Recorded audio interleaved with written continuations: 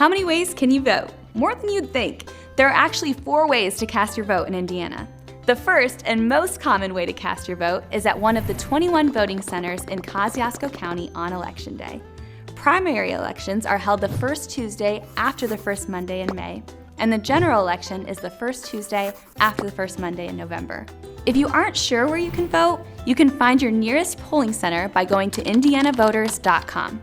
When you get to your voting center, you'll walk in and show the poll worker your ID. ID laws state your ID must meet 4 criteria.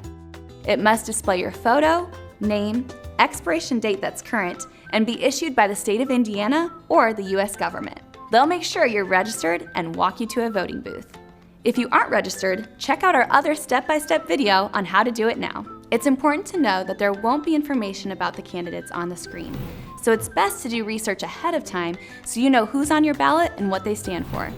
When you get to the booth, you will work your way through the ballot. To select the candidate of your choice, press the button next to their name and then press a button at the end to submit your ballot. The poll workers are there to assist you at any time, but you're also given plenty of privacy while you make your selections.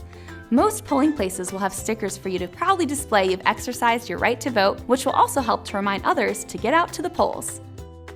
And if you want to avoid lines, show up for an early voting opportunity. To vote early by mail, you will need to have applied online or through your county clerk's office prior to Election Day. If you want more detailed info on finding that application and getting approved, check out our video on mail-in voting. You can vote early in the county clerk's office during their normal operating hours, as early as a month prior to the voting date.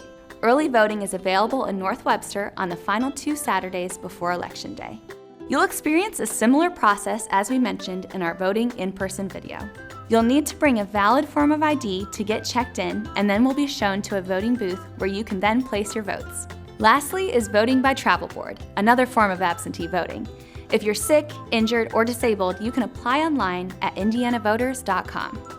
Upon approval, you'll be called to set up an appointment. Then, 2 representatives from both parties will visit you to help you cast your vote. That's all 4 ways to vote in Indiana. So, no matter what your circumstances, it should be no issue to cast your vote and support your state and country.